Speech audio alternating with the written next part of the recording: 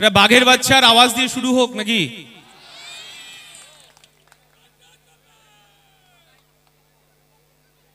এইটা নিয়ে আর গুলোগুলি করবেন না, গুলোগুলি করবেন না। যদি করেন সবচেয়ে বড় শত্রু আমি হব। আপনি স্টেজ থেকে বললেন কি ওয়াকাফ নিয়ে গুলোগুলি করবেন না। কে ওয়াকাফ নিয়ে গুলোগুলি করছে? আমার বাপের জায়গা যাচ্ছে, আমার দাদুর জায়গা যাচ্ছে, আমি 100 বার প্রতিবাদ করব। আপনার পছন্দ হলে এই রাজ্যে থাকবেন, না পছন্দ হলে চলে যাবেন উড়িষ্যাতে, চলে যাবেন ঝাড়খণ্ডে, চলে যাবেন বিহারে। বলার সাহস পাচ্ছে কোথা থেকে? আপনাদের মতো লোকেদের জন্য, আপনাদের মতো লোকেদের জন্য মমতা ব্যানার্জি কথা বলার সাহস পাচ্ছে। লজ্জা করছেন আপনাদের? লজ্জা করছেন আপনাদের? মুর্শিদাবাদের মতো জেলাতে দাঁড়িয়ে, যেখানে সংখ্যালঘু সমাজের মানুষ প্রায় 70%, ওখানে দাঁড়িয়ে এই ওয়াকাফ দিয়ে যেভাবে খিল্লি করলো, পেলে কোথা থেকে সাহস? আপনারা দিচ্ছেন। আর তৃণমূলের যে দামাল নেতারা আমাদেরকে আজকে এই সভার জন্য আটকাচ্ছেন, আপনাদের জন্য দিদির উপহারটা আপনারা একটু নেবেন না? উপহারটা নিন একটু। দীঘায় জগন্নাথ মন্দির, মাটিগাড়ায় শিলিগুড়িতে মহাকাল মন্দিরের জায়গাও দিয়ে দেওয়া হয়েছে। কালচারাল কমপ্লেক্স নিউ টাউনে 15 একর জুড়ে দুর্গা অঙ্গন হচ্ছে, সব রেডি হয়ে গেছে। ডিসেম্বর মাসেই আমরা এটা উদ্বোধন করে দেবো, কাজ শুরু করে দেবো, টেন্ডার ফাইনাল হয়ে গেছে। দক্ষিণেশ্বরে স্কাই ওয়াক সহ ডেভেলপমেন্ট, লাইট অ্যান্ড সাউন্ড। দীঘায় জগন্নাথ মন্দির, মাটিগাড়ায় শিলিগুড়ি। শুনেছেন তো? আমরা ইন্ডিয়ান সেকুলার ফ্রন্ট বলছি, এই রাজ্যে তৃণমূল বিজেপিকে 1 ইঞ্চি জমি আমরা ছাড়ব না। 1 মিনিট একটু। এবার তৃণমূল নেতারা 21 সালে আপনারা যা বলেছিলেন আপনাদের দিদি, একটু শুনুন।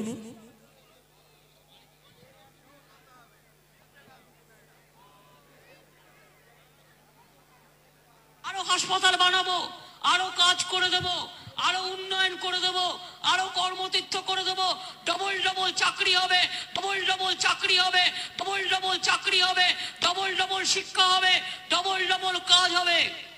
আর স্মল স্কেল ইন্ডাস্ট্রিতে 1.5 কোটি ছেলে মেয়ের কাজ করে দেবো, বাইরে যাবার কোনো প্রয়োজন নেই।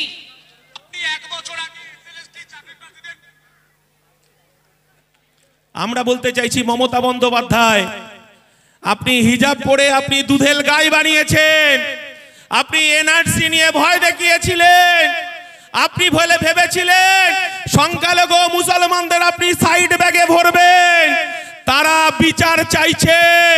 আপনি বলেছিলেন 10,000 মাদ্রাসা দেবেন, আপনার কোথায় গেল 10,000 মাদ্রাসা? আপনি বলেছিলেন জেলায় জেলায় হাসপাতাল হবে, কোথায় গেল হাসপাতাল? মমতা বন্দ্যোপাধ্যায়, উত্তরটা তো আপনাকেই দিতে হবে। এই উত্তর তো নওশাদ সিদ্দিকী দেবে না, আমার পৃষ্ঠপোষক আব্বাস সিদ্দিকী দেবে না, এই অঞ্চলের বিধায়ক, তাকেই তো উত্তরটা দিতে হবে। তাকে নাকি দূরবীন দিয়ে খুঁজতে হচ্ছে। যত ভোট এগিয়ে আসবে আমার মায়েরা রেডি হয়ে আছে। বলতে চাইছি যে একটা দেশের প্রধানমন্ত্রীর কাজ কি, একটা দেশের মুখ্যমন্ত্রীর কাজ কি?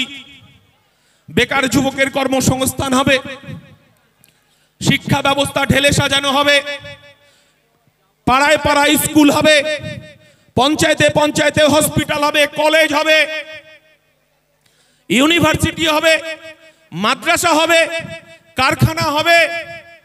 সেই কারখানার ফিতে কাটবেন কে? সেই বিদ্যালয়ের ফিতে কাটবেন কে? আমার রাজ্যের মুখ্যমন্ত্রী ফিতে কাটবেন, আমার দেশের প্রধানমন্ত্রী ফিতে কাটবেন। কিন্তু আমরা কি দেখলাম?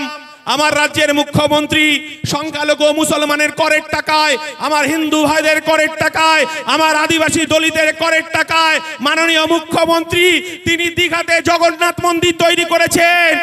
আর 21 তারিখে যারা ডিম ভাত আর বিরিয়ানি নিয়ে যারা আপনারা 21শে জুলাই কলকাতায় গিয়েছিলেন বগল বাজাতে বাজাতে, আমাদেরকে টোন কাটতে কাটতে, আর মাননীয় মুখ্যমন্ত্রী সেখান থেকে ঘোষণা করছেন, বলছে আমি এই বাংলায় 400 কোটি টাকা দিয়ে মন্দির করেছি, জগন্নাথ মন্দির, আপনাদের আর পুরীতে যেতে হবে না।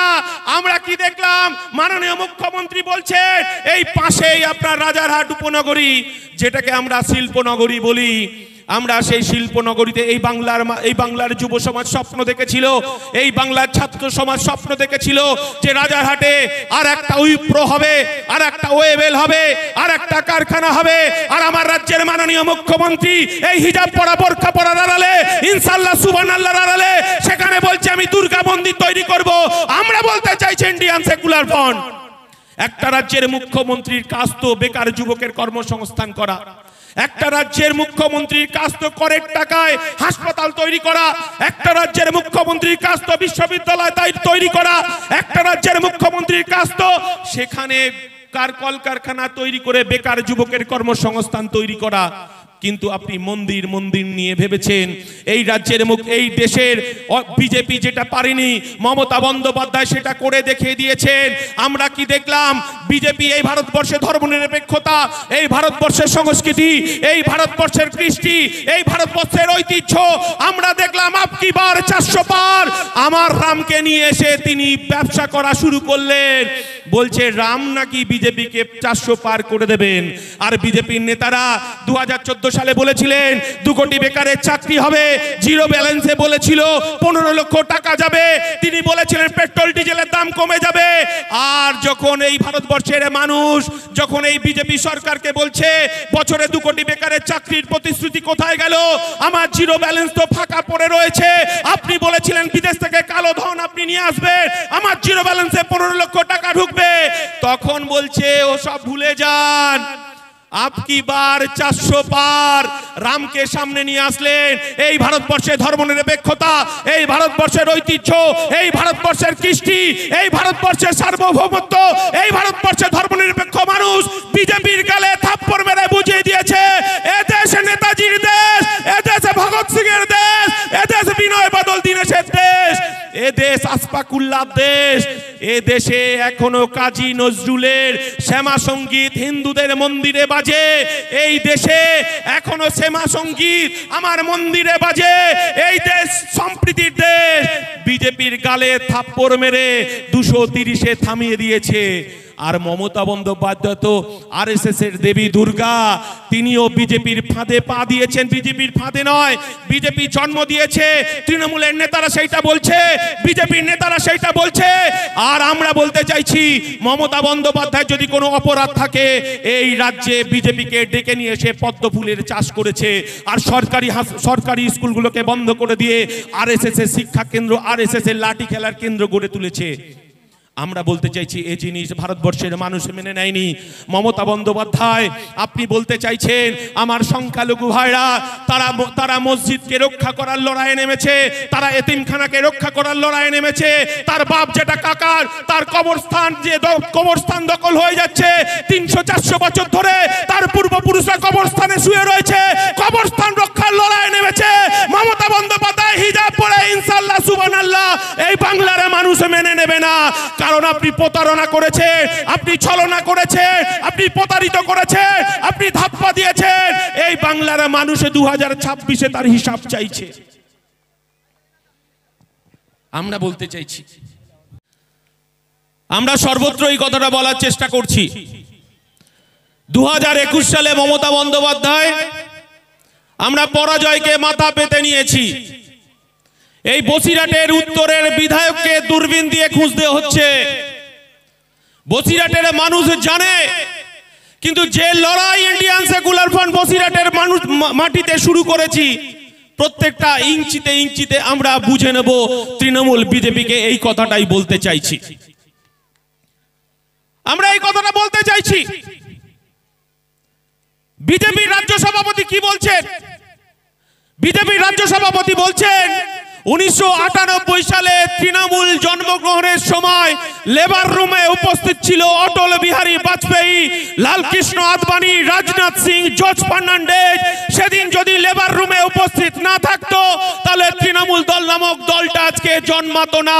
এটা আব্বাস সিদ্দিকীর বক্তব্য নয়, এটা আমার চেয়ারম্যানের বক্তব্য নয়, এটা বিজেপি রাজ্য সভাপতি বলছেন। আর মুকুল রায় তৃণমূলের সেকেন্ড ইন কমান্ড বলে দিয়েছেন, যাহাই বিজেপি তাহাই তৃণমূল, যাহাই তৃণমূল তাহাই বিজেপি। আমরা বলতে চাইছি যে আরএসএস এর নাগপুর থেকে যে গোডাউন থেকে দুটো দোকান খোলা হয়েছে এই পশ্চিম বাংলায়, একটা হচ্ছে তৃণমূল আর একটা হচ্ছে পদ্মফুল। এই বাংলায় আমাদেরকে বুঝে নিতে হবে। আমরা বলতে চাইছি এই বাংলায় আমরা তো কখনো দেখিনি, কখনো শুনিনি হিন্দু মুসলমানের লড়াই।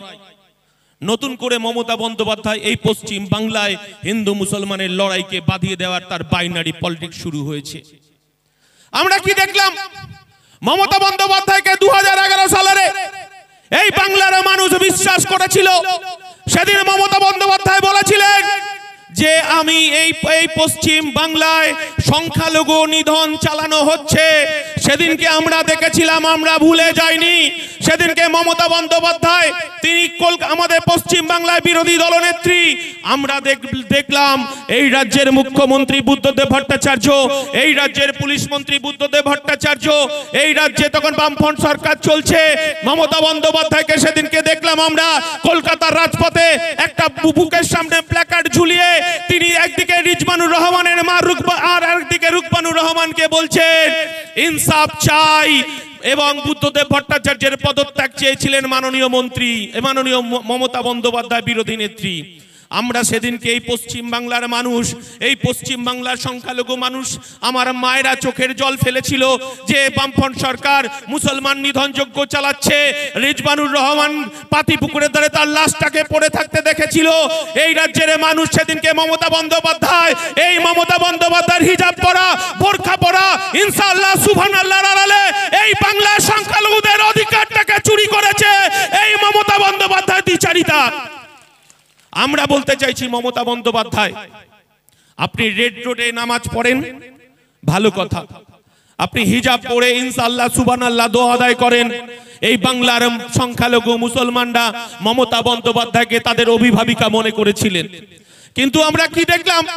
যখন এই পশ্চিম বাংলায় আমরা দেখলাম যে এসআইআর এর নাম করে আমাদেরকে আতঙ্ক গ্রাস করেছে, আমাদের ভোটার লিস্টে নাম থাকবে কি থাকবে না, মমতা বন্দ্যোপাধ্যায় আর শুভেন্দু অধিকারী এই রাজ্যের বাইনারি পলিটিক্স তৈরি করেছেন। যখন আমার রাজ্যের সাধারণ মানুষ তারা এসআইআর এর ভোটার তালিকায় নাম সংশোধনের জন্য 2002 সালের তালিকা খুঁজতে ব্যস্ত, যখন ভোটার কার্ড, আধার কার্ড যখন নিয়ে ব্যস্ত, আমরা ইন্ডিয়ান সেকুলার ফ্রন্ট বলতে চাইছি আমরা এই পশ্চিমবঙ্গে, এই ভারতবর্ষের আমরা বাস করছি দীর্ঘদিন ধরে। আমার পূর্বপুরুষরা স্বাধীনতা আন্দোলনে লড়াই করেছে। আমার পূর্বপুরুষরা এই বসিরহাট সাব ডিভিশনে তিতুমিরের সঙ্গে গিয়ে 80,000 মানুষকে জমায়েত করেছিল, ব্রিটিশ সাম্রাজ্যবাদের বিরুদ্ধে লড়াই করেছে। আমার রেশন কার্ড আছে, আমার আধার কার্ড আছে, আমার ভোটার কার্ড আছে, আমার ছেলেমেয়ের জন্ম সার্টিফিকেট আছে, আমার জমির দলিল আছে, আমার পর্চা আছে। আমরা কি দেখলাম? মাননীয় মুখ্যমন্ত্রী হিজাব পরে যখন ইনশাআল্লাহ সুবহানাল্লাহ করেন, এই রাজ্যের মুখ্যমন্ত্রী 2021 সালে তিনি এনআরসি সি এর ভয় দেখিয়ে সেদিনকে বলেছিল এই রাজ্যের, এই দেশের মুসলমানদের বাংলাদেশে পাঠাবে, পাকিস্তানে পাঠাবে। সেদিনকে বিজেপি রক্ষার নাম করে এই বাংলার সংখ্যালঘু মুসলমান মানুষ সেদিন জোড়া ফুলে ভোট দিয়েছিল বিজেপিকে আটকানোর জন্য। আবার ভোট এসেছে, এসআইআর চালু হয়েছে। আমরা বলতে চাইছি মমতা বন্দ্যোপাধ্যায়, এই রাজ্যের বাঘের বাচ্চা সাগর থেকে পাহাড় আর পাহাড় থেকে মালভূমি দৌড়ে বেড়াচ্ছে। এসআইআর নিয়ে কেউ ভয় পাবেন না। আপনারা ভয় পাচ্ছেন নাকি এসআইআর নিয়ে? আমার দলের পৃষ্ঠপোষক, আমার দলের সেনাপতি নওশাদ সিদ্দিকী বলে দিয়েছে যে যাদের বৈধ ভোটার, সে মতুয়া হতে পারে, সে আদিবাসী হতে পারে, সে নবশূদ্র হতে পারে, যদি ভোটার তালিকা থেকে একটাও নাম যদি বাদ যায় তাহলে রাস্তায় থাকবে ইন্ডিয়ান সেকুলার ফ্রন্ট, রাস্তায় থাকবে নওশাদ সিদ্দিকী। আর আমরা সুপ্রিম কোর্টে গিয়ে বুঝে নেব যদি বৈধ ভোটার বাদ যায় সেই বার্তা